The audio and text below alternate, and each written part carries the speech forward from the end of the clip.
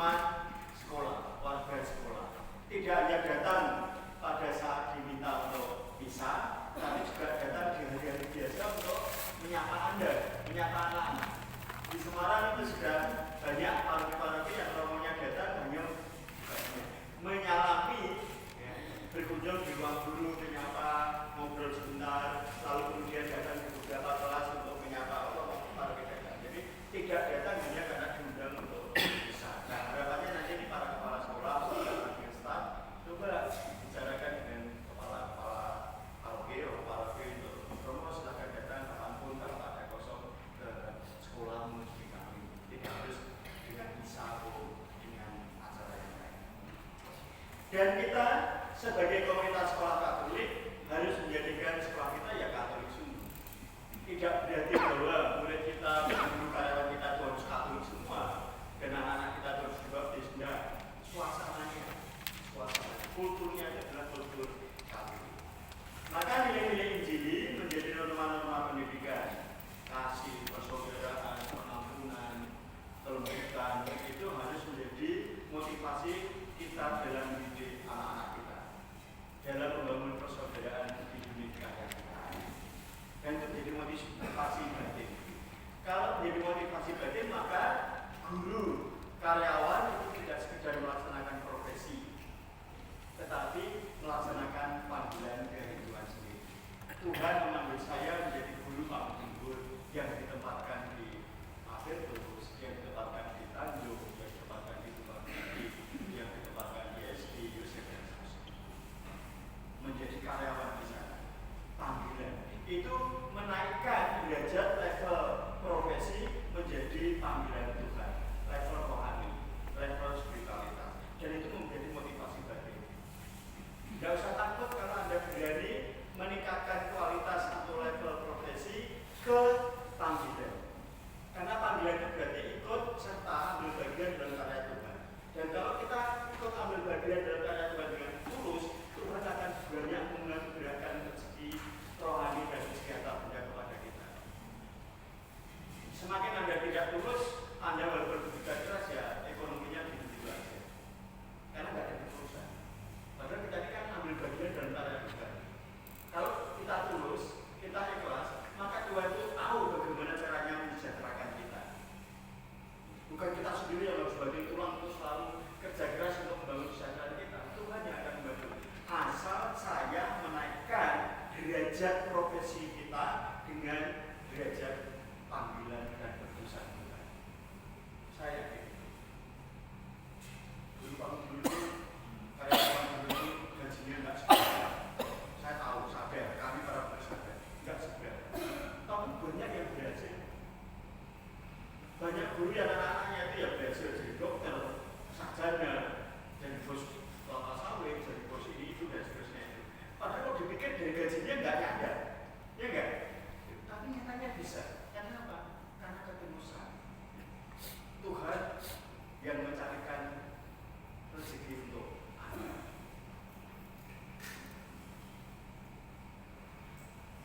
Maka kewajiban kita adalah memberikan kesaksian identitas sekolah kami.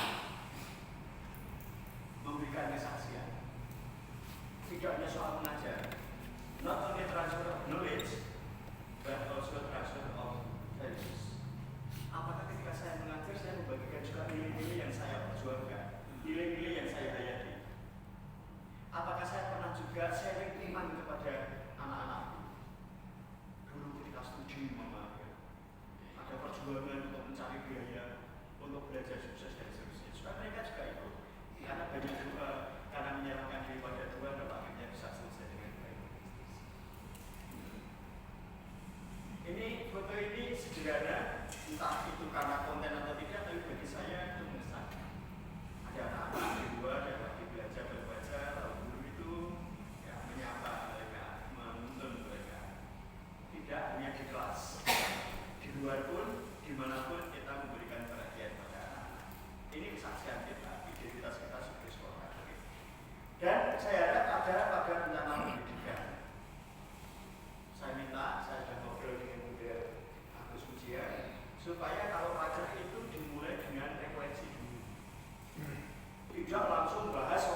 bisnis sekolah, program kerja, pembagian tugas, dan seterusnya.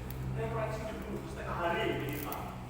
Apa yang mau direnungkan? Gak usah undang saya, biayanya mahal. Saya positif mahal loh. Ini kalau nggak perwakilan nggak kuat kalau sama tahajud undang saya itu mahal. Nggak bisa, nggak kuat. Honornya tinggi saja benar. Kalau perwakilan kuat. Nggak betul aja. Ada di Tumbang ini kan punya nama pelindung, setelah pelindung dan Bosco ya misalnya. Apa Alpino? Alpino. Mengapa tidak satu sesi pertama itu yuk masing-masing membaca riwayat hidup Santo Alpino? Ya enggak? Pernah membaca guru-guru karyawan Tumbang TV membaca riwayat hidupnya Santo Alpino? Pernah, berapa kali? Lumayan kalau sekali, tapi banyak yang tidak pernah. Bagaimana mungkin saya guru karyawan Santo Alpino Tumbang TV yang punya nama pelindung itu, tapi saya nggak tahu atau nggak pernah membaca, nggak ngerti nilai-nilai apa yang diperjuangkan Santo Alpino. Apakah itu Santo Alpino itu dari Santo Alpino-nya atau Bujur Alpino? Karena dia yang membuka. Kami itu sebenarnya tanggal 21 Juni.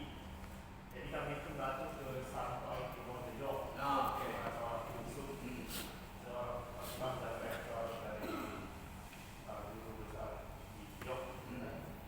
Artinya sebenarnya dan juga ada user sendiri yang memakai nama Alpino itu. Jadi kalau dilihat dari tanggalnya, kami itu mengacu kepada Santo Alpino de Jok. Gitu kan? Ya.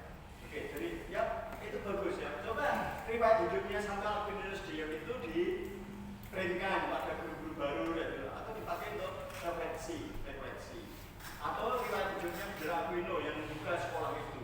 Apa yang bisa enggak? Kalau saya dengar Bujur Alpino itu kan jalan kaki dari Ketapang ke Tumbang TV. Dan mereka itu mengatakan kami tidak cukup hanya di Ketapang. Kami ingin lebih masuk lagi di daerah untuk teman-teman dari suku Dayak apapun ya. Sampai jalan kaki. Berada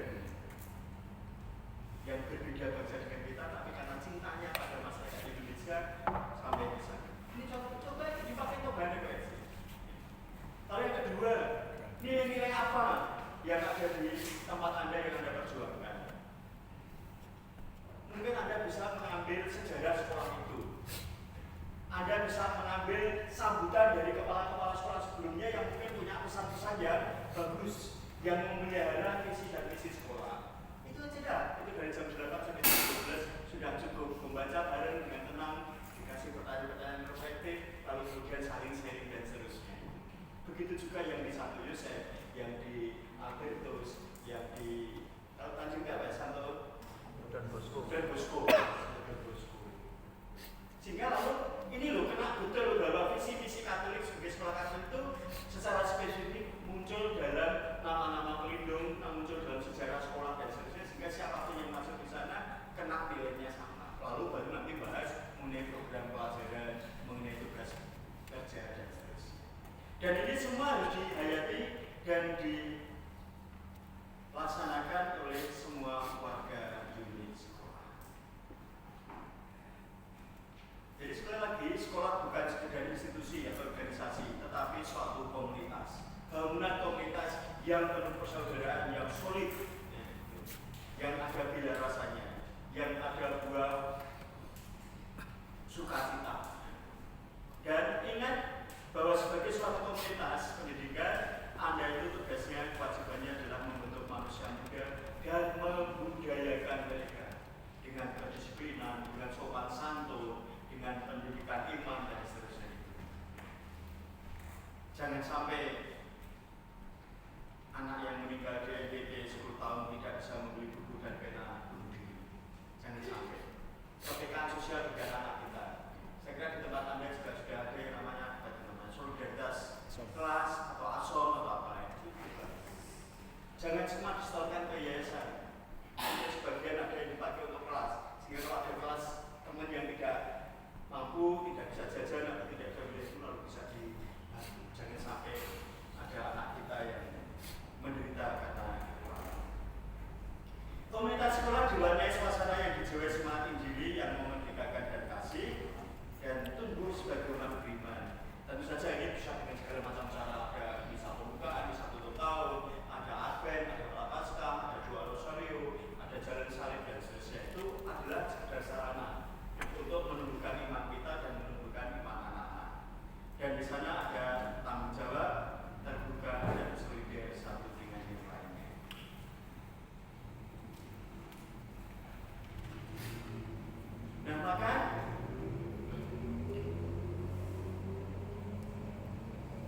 kita itu punya identitas khusus sebagai sekolah Katolik, yaitu merupakan bagian dalam karya pastoral gereja komunitas tempat.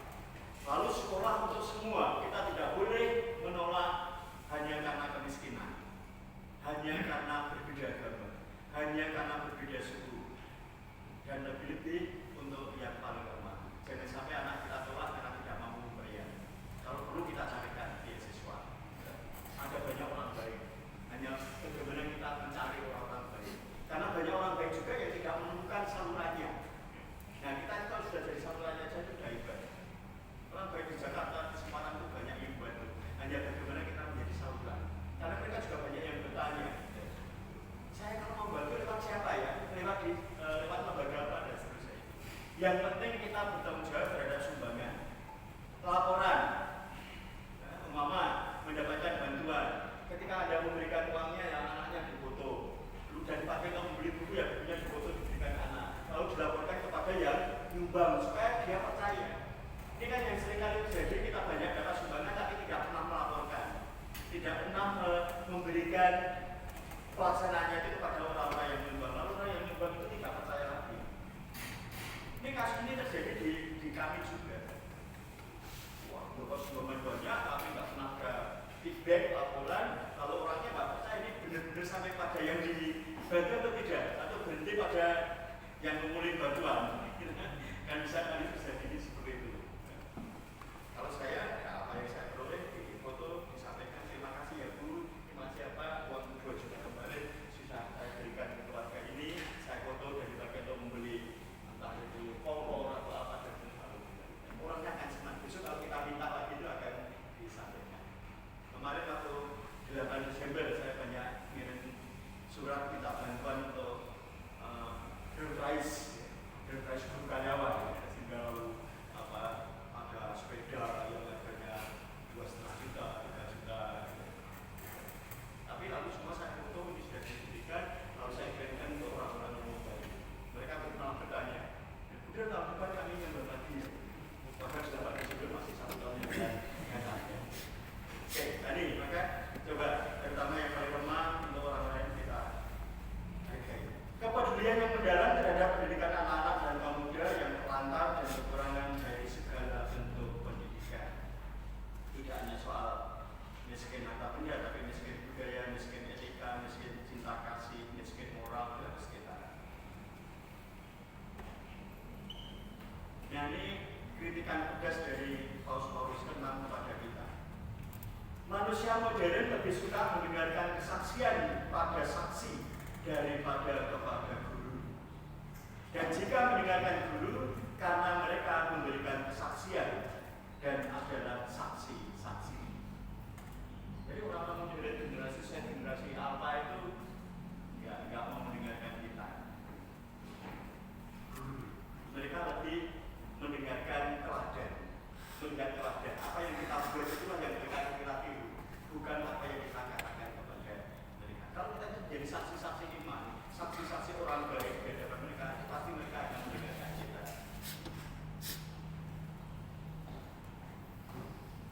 Kesaksian menjadikan cerminan terutama tentang kehidupan. Maka saya katakan silakan sering-sering pada anak-anak sesuai dengan level mereka, di SD atau SMP, ya, tentang perjuangan iman Anda, tentang pengalaman iman Anda. Aspek profesional yang ditandai dan diangkat menjadi panggilan Tuhan. Penuh dengan kerelaan, ketulusan, dengan hati, dengan penuh cinta. Ini artinya sudah menjadi suatu panggilan, tidak sekedar pelaksanaan profesi. Kalau itu sebuah panggilan, berarti kita ikut ambil bagian dalam misi gereja, menyelamatkan dan mewartakan kabar gembira. Biarlah anak-anak itu setiap hari pulang ke sekolah itu membawa kabar sukacita, kabar baik kepada orang tuanya, kepada teman-temannya. Jangan sampai ketika ditanya, ada kabar baik dari sekolah, enggak ada. Gurunya marah-marah dari pagi. Jangan sampai yang diceritakan. Apakah ada kabar baik dari sekolah? Enggak ada. Terlalu banyak PR untuk tugas dan macam-macam. Jadi gurunya beri tugas, lalu tinggal pergi ke ruang guru makan.